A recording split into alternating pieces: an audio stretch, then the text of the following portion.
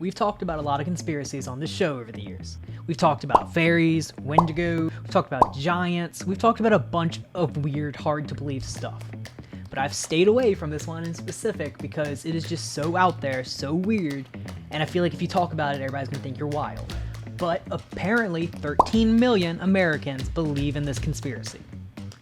And if 13 million Americans are convinced, then maybe I'll give it a shot. I really don't think I'm going to believe this one. I really don't. I'm going to go ahead and tell y'all right now. But there's a video out there, the top 10 things you need to know about this conspiracy. I feel like it's a perfect place to start. So let's jump right in and let's see what y'all think. Number 10. Origins. There are two schools of thought on where the reptilians came from. Some believe they evolved here on Earth, left Earth, and then mastered intergalactic travel and then returned millions of years later. As evidence, some people point to the fact that we have reptile genes within our brain. In fact, the reptilian brain is the oldest of the three parts that control our brain. You do hear people talk about the reptilian brain sometimes. I'm not gonna lie, I have no idea what that means or what they're talking about. But I've heard that before. Reptiles spread across the Earth and became the royal families throughout the world. By having power in every single country, the reptilians have created a global prison that people don't even realize they're in. The prison was created by drawing country lines, which leads to endless wars and conflicts. Maybe I didn't realize it goes this deep. Like, the reptiles spread out and they are literally the world leader of every single country. And then they went as far as like dividing the countries to make war happen. Y'all, I was having a hard time believing that there was even reptile people, and y'all want me to believe that now? Number 9. The Reptilian Hierarchy. According to David Icke, the writer who popularized the idea of a reptilian conspiracy theory, there is a hierarchy when it comes to reptilians. Notably, there are two classes of reptilian, full-bloods and crossbreeds. Full-bloods are aware that they are reptilians and can change forms between their human exterior and their true reptilian skin. Also, the full reptiles are not wearing an actual physical disguise. Instead, their human shell is created through vibrations that alter the human mind. If you're lost, don't worry. I got that part. There's two different types of reptiles. There's like the real ones, like the king ones that are actually the reptiles. And then there's like the stupid humans that are turned into reptiles, but like they don't know that they're reptiles. But like the super reptiles don't actually when we look at them, we see humans. But it's because they want us to. They don't actually like shapeshift, they just do like mind stuff. Push forward the agenda, Not the also queen. known as the New World Order. Among those two different types, there are different races. At the top of the pecking order are the Dracos, which are winged albino reptiles. Below them is a race called the Reptoids, who do not have wings and have brown and green skin. The Reptoids are soldiers and scientists and are responsible for secret government programs and bases, such as the Montauk Project. We did an episode on the Montauk Project. Go listen to it wherever you get podcasts.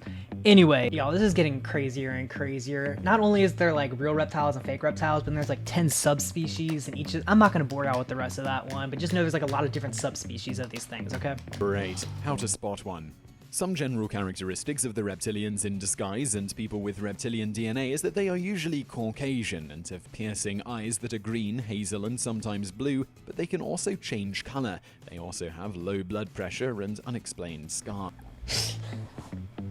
Can you imagine somebody being paranoid about this? And the best ways to tell if somebody's a reptile or not is like you need to know their blood pressure and you need to know if their eyes change color. So you're like, hey, you know, like I'm really concerned about your health. How about you just slip your arm in this cuff real fast? I'm really worried about your health there. And like while you're doing it, their eyes change color. Some science. Supposedly, if you watch television in slow motion, you can get glimpses of the reptilian's true identity. Sometimes the image can be distorted and skin looks green or scaly. Because it's the same thing with ghosts, where like there's like a science behind why you can only see ghosts on camera, but you can't see them in real life. So like the same thing with these reptiles, like we can watch their eyes do weird stuff on like television and through cameras, but not in person. I hate that. Why can't a conspiracy just be like we see it? So then it wouldn't be a conspiracy. It'd be a fact. Suspected reptilian. Not only have the reptilians infiltrated banking, government, and the world's royalty, but they are also some well-known and beloved entertainers like Bob Hope, Brad Pitt, and Angelina Jolie. Needless to say, with so many possible reptilian people among us, it makes it hard to trust anyone. You could even be a reptilian and not even know about it. Am I a reptilian? Number 6. Blood. Blood is very important to the reptilians. For one thing, they apparently consume it. They also eat parts of human brains and apparently prefer children because they aren't as full of poison as adults. Besides just eating our blood, bloodlines are also an important feature in the reptilian conspiracy. You can supposedly tell if someone is reptilian by tracing their bloodlines. It's believed that around 4800 BC, the crossbreeds emerged from the mountains of Turkey, Iran, and Kurdistan and started the early civilizations of Sumer, Egypt, Babylon, and the Indus Valley. Now I know Ancestry.com is not bringing y'all's thing back to 4000 BC. There ain't no way. Where are you getting that from? How do you know that you went back that far? There's no way. They didn't even have records back then. Jesus wasn't even alive yet. Y'all got like that Ancestry.com plus membership or something. If you're able to trace somebody back to even like 0, is that what it's called? The year 0. Was there ever a year 0, or did it just go from BC to 1? 5. The Bible.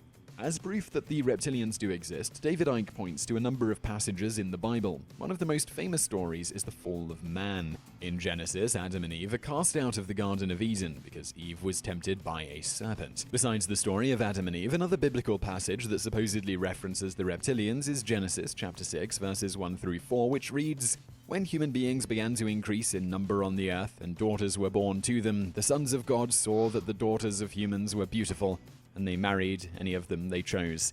Then the Lord said, My spirit will not contend with humans forever, for they are mortal. Their days will be 120 years. The Nephilim were on the earth in those days, and also afterward, when the sons of God went to the daughters of humans and had children by them. They were the heroes of old, men of renown." All right, we've actually talked about the Nephilim before on a podcast episode. Couldn't tell you which one. Didn't have its own episode. It could be anywhere in there, but we've talked about them before. I don't think the Nephilim are reptiles. I'm sorry. I don't think that's what they meant by that. I think that you got lucky that it was a snake in the Garden of Eden. Like, those people... Okay, first of all, they came up with this reptile conspiracy, and then one day somebody was like, y'all aren't going to believe what I just realized. And they're like, yo, what's up? What's up, man? What's up? And they said, the snake. The snake. The Garden of Eden snake. It was a snake. And you just saw everybody's face light up like, you're a freaking genius. Number 4. Snake imagery throughout the world.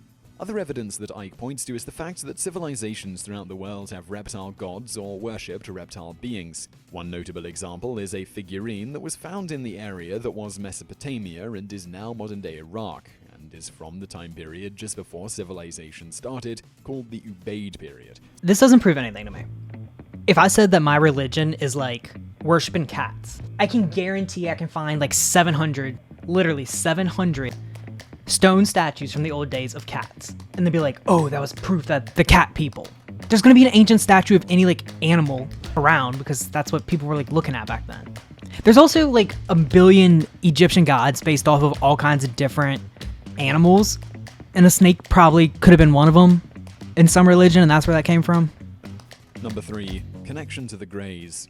If the reptilian elite New World Order conspiracy theory wasn't wild enough, the reptilians may also possibly be connected to the alien race known only as the Greys. Because, well, why not?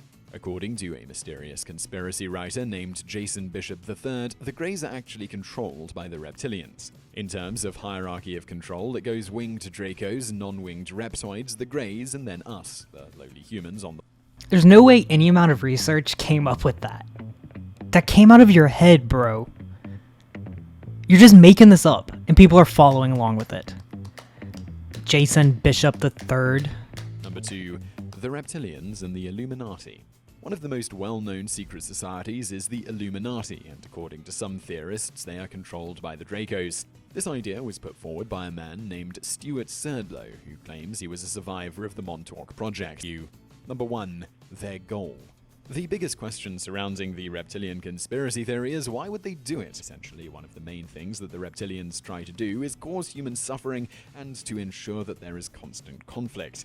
The reason they want to do this is because the reptilians actually consume negative energy like jealousy, fear, and anger as a source of food. So their goal is to just piss us off, and then they eat our pissed offness.